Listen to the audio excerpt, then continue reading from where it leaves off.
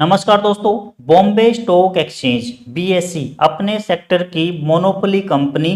क्या हमें इस कंपनी में पैसा लगाना चाहिए या इसको अवॉइड करना चाहिए? आज हम इन डेप्थ एनालिसिस करने वाले हैं बीएससी का।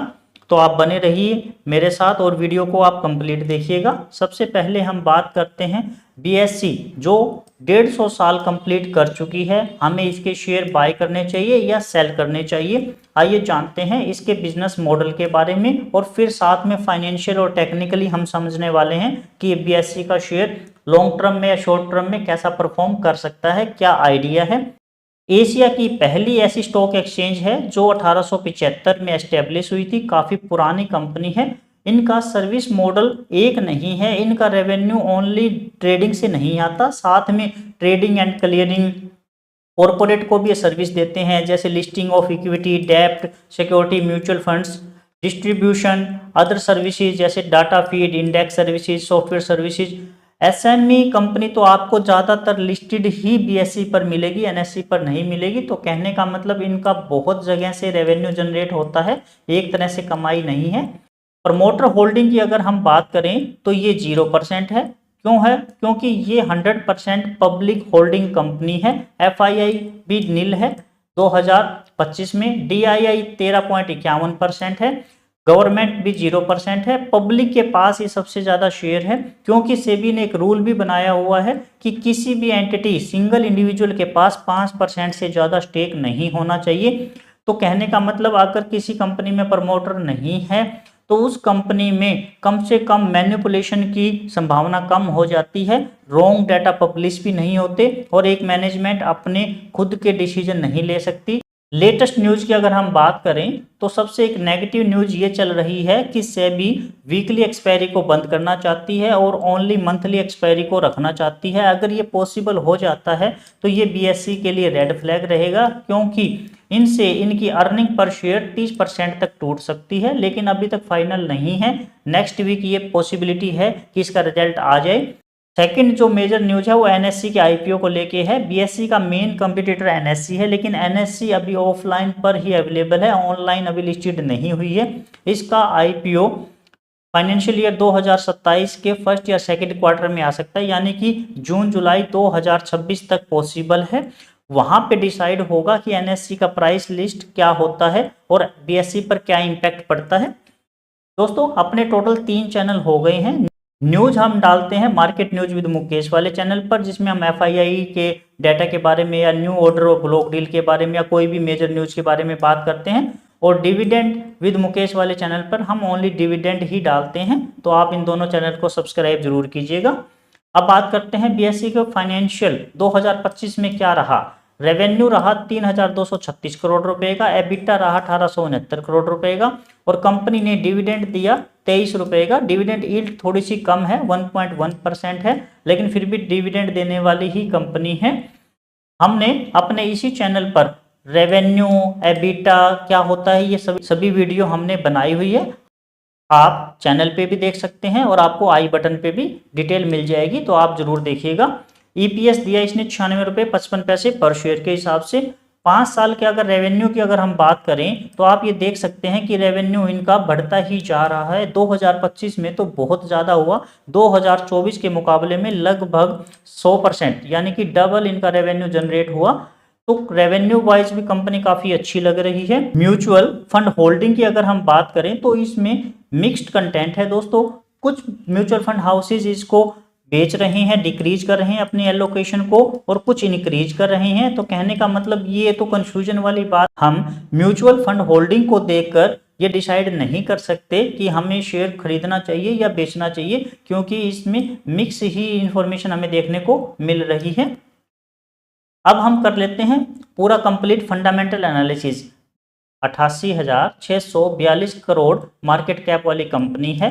पीई रेशो 55 है, आरओई 24 है, सेक्टर पीई 20 है, 52 week high 3030, 52 week low 1193, PB ratio 16 और डिविडेंड यील्ड 1.1% है।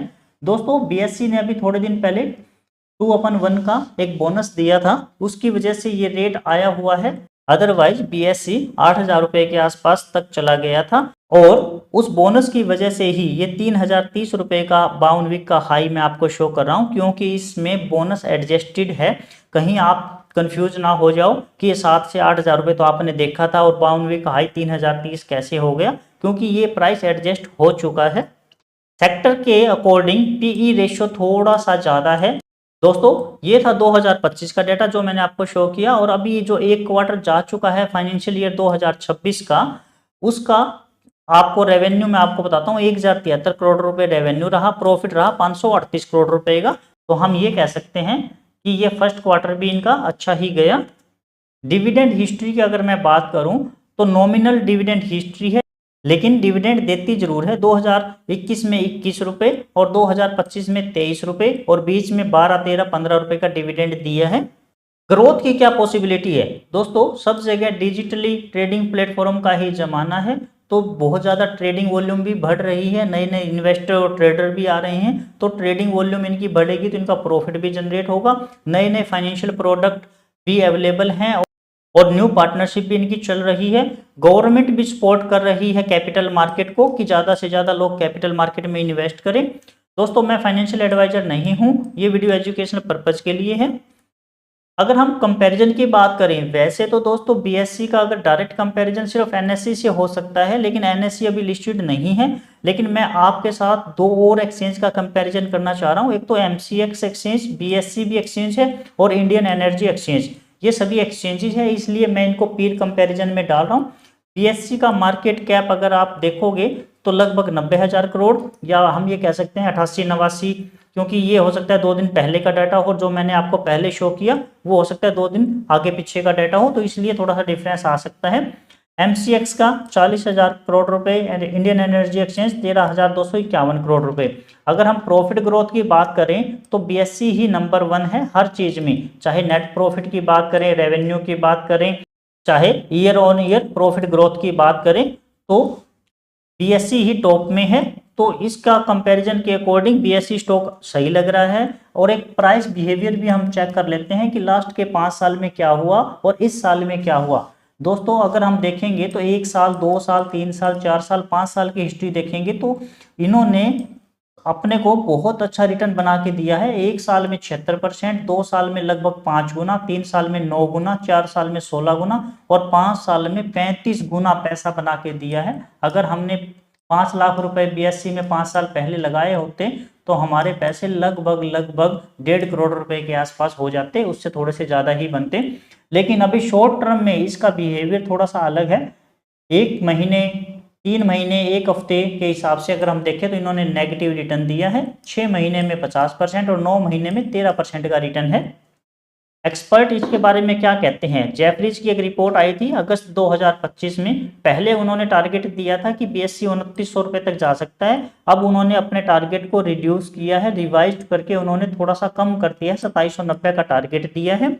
टेक्निकली हम थोड़ा सा समझने की कोशिश करते हैं कि प्राइस कहाँ तक जा सकती है। ये कोई बाय और सेल रिकमेंडेशन नहीं है, एजुकेशनल पर्पज के लिए मैं आपको बता रहा हूँ। सबसे पहले मैं आपको बता देता हूँ, आरएसआई न्यूट्रल है 41 है, स्टोकास्टिक भी न्यूट्रल है 24 है। दोस्तों ये जो ब्लैक लाइन है ये ईएमए 20 है, ईएमए का रेजिस्टेंस है 2300 रुपए के आसपास, और स्पोर्ट की अगर हम बात करें तो 2000 रुपए का स्पोर्ट है। और ये स्पोर्ट इसलिए भी इंपॉर्टेंट है क्योंकि इसी 2000 रुपए के लेवल से ये अपसाइड मोमेंटम स्टार्ट हुआ था, क्योंकि उससे पहले ये 2025 के जनवरी में भी ये रेट आ चुके थे, लेकिन उसके बाद में एक बार डिप जाके उसके बाद जब ये यहाँ से रैली स्टार्ट हुई तो इन्होंने प्रीवियस जो अपना हाई था उसको तोड़ा था इसी लेवल ने, 2000 रुपए के आसपास वाले लेवल ने ही।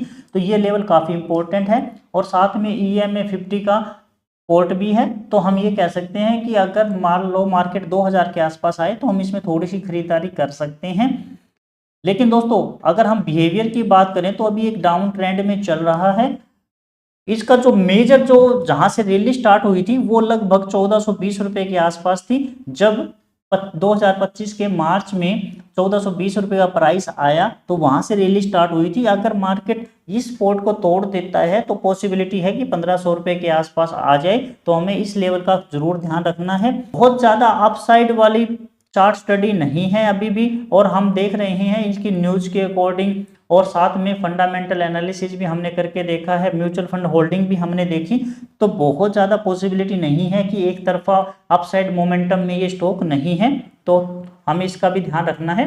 इस स्टॉक में रिस्क क्या क्या है, सबसे पहले तो दोस्तों सेबी की जैसे कि अभी न्यूज चल रही है कि वीकली एक्सपायरी बंद करना चाह रहे हैं, तो ऐसे रेगुलेटरी चेंजेस जो हो रहे हैं वो एक तरह का रिस्क क्रिएट कर देते हैं बीएसई पर। साथ में जब एनएससी लिस्ट हो जाएगा तब हमें पता लगेगा कि एक्चुअल में कंपटीशन कितना है। और मार्केट जब बहुत ज़्यादा अप या डाउन हो जाता है, अगर ट्रेडिंग वॉल्यूम ही नहीं आएगा, मार्केट अगर बहुत ज़्यादा डंप कर जाता है, 2-4-5 हज़ार रुपये अगर निफ्टी माइनस हो जाती है, तो ट्रेडर और इन्वेस्टर अपना काम बंद कर देते हैं और इनका रेवेन्यू भी कम हो जाता है। तो ये सभी फैक्टर हैं जो एक रिस्क बनाते हैं बीएसई पर। अब बात करते हैं कि क्या करना चाहिए हमें। दोस्तों सबसे पहले तो हम बात करेंगे, अगर आप लॉन्ग टर्म इन्वेस्टर हैं तो आपने देखा है कि लॉन्ग टर्म में कंपनी ने इतना ज़्यादा हाई रिटर्न दिया है कि हम सोच भी नहीं सकते। तो कंपनी अपने सेक्टर की लीडर है, तो लॉन्ग टर्म में हमें कोई भी प्रॉब्लम नहीं लगती है। आप मेजर सपोर्ट जोन के एक्यूमुलेट कर सकते हैं 5-10 साल के लिए, जैसे कि 2000 रुपये वाला सपोर्ट था, उसके बाद में 1500 रुपये के आसपास सपोर्ट जोन है, तो आप एक्यूमुलेट कर सकते हैं। अगर हम मिड टर्म की बात करें, शॉर्ट टर्म की बात करें थोड़ी सी, तो कंसोलिडेशन फेज चल रहा है, कोई भी बाय और सेल रिकमेंडेशन इस लेवल पर नहीं आ रही है। अगर आप ट्रेडर है तो आपको बहुत कॉशियस अप्रोच रखने की जरूरत है। आप अपना कोई भी काम कीजिएगा विद स्ट्रिक्ट स्टॉप लॉस के साथ ही कीजिएगा, क्योंकि इसमें ऐसा कोई सेंटीमेंट नहीं बन रहे कि बहुत ज़्यादा यहाँ से डबल ट्रिपल हो जाए। लेकिन ये डाउट नहीं है बिल्कुल भी कि सेक्टर किंग है, पेशेंस रखेंगे तो पैसा डबल होने की प्रोबेबिलिटी जरूर है। एनएससी की लिस्टिंग देखने के बाद हम और बेटर तरीके से समझ सकते हैं कि हमें क्या करना चाहिए, लेकिन लॉन्ग टर्म के लिए तो very good very good very good. तब तक दोस्तों all the best for your future journey.